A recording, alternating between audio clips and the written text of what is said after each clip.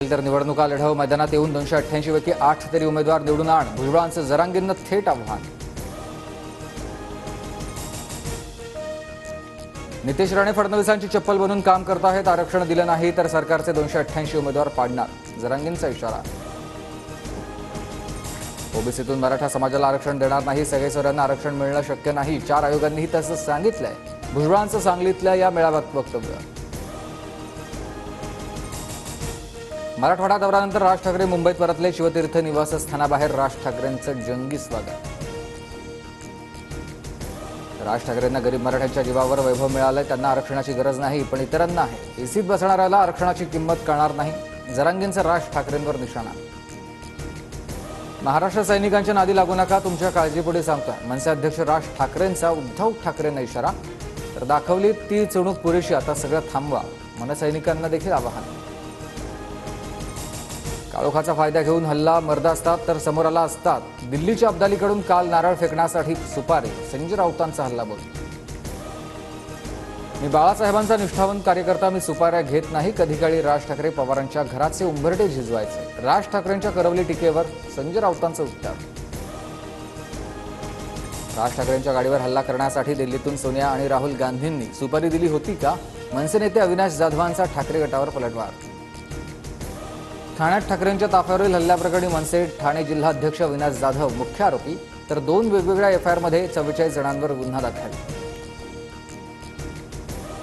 ऍक्शनला reaction असतेच, मात्र कुठल्याही आंदोलनाचं समर्थन करणार नाही. शिंदेंची प्रतिक्रिया. तर आता जे घडतंय ते महाराष्ट्रात आधी कधीच घडलं नाही. अजित पवारांचं वक्तव्य. ठाकरेंच्या गाडीवर हल्ला होणार हे मुख्यमंत्र्यांना माहीत नव्हतं का? हल्ल्याची सखोल चौकशी व्हावी. सुप्रिया सुळेंची मागणी.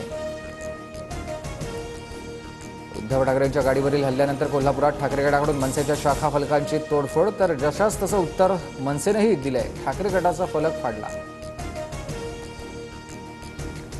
सोलापुरातील कुर्डुवाडीत शरद पवारांना मनसे कार्यकर्त्यांकडून मराठा आरक्षणाबाबत विचारणा. मराठा आरक्षणाला माझा पाठिंबा. पवारांकडून भूमिका स्पष्ट.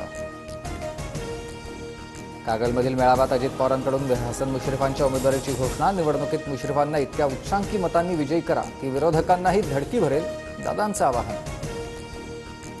17 तारखेला मी उत्पन्नाची कागदपत्र आणते. अजित पवारांनीही संपत्तीचे कागदपत्र आणावेत. सामाजिक कार्यकर्ते अंजली दमानी यांचं अजितदादांना खुलं आव्हान. तर रिचार्जवाली बाई म्हणत पुन्हा सूरज चव्हाणांची टीका. अंजली दमानी यांना उत्तर देण्यापेक्षा अजित पवारांना अनेक कामं. दमानी यांच्या आव्हानानंतर प्रफुल्ल पटेल यांचं उत्तर.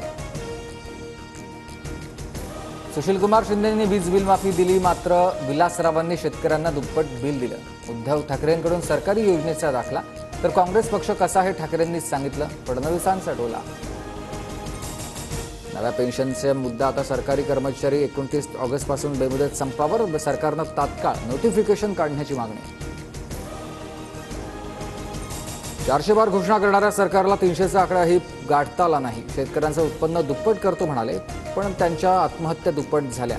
शरद पवारांची टीका. हिडनबर्गच्या अहवालातील आरोप खोटे आणि बदनामीकारक. आमचा संपूर्ण व्यवहार पारदर्शक. अदानी समूहानं हिडनबर्गचे आरोप फेटाळले. तर कागदपत्र सार्वजनिक करण्यास तयार. सेबी प्रमुख माधवी बूच यांची भूमिका. सेबी अध्यक्ष माधवी बूचपुरी यांचा अदानी ऑफशोर संस्थेमध्ये हिस्सा, म्हणूनच अदानी आणि सिम्फनी घोटाळ्यामध्ये कारवाई नाही. हिडनबर्गच्या अहवालात माहिती. बांगलादेशातील सत्ता परिवर्तनाच्या षडयंत्रामागे अमेरिका. मार्टिन बेट अमेरिकेला दिलं असतं तर माझी सत्ता गेली नसती. शेख हसीना यांचा गंभीर आरोप. तर लवकरच बांगलादेशला परतणार असाही विश्वास व्यक्त.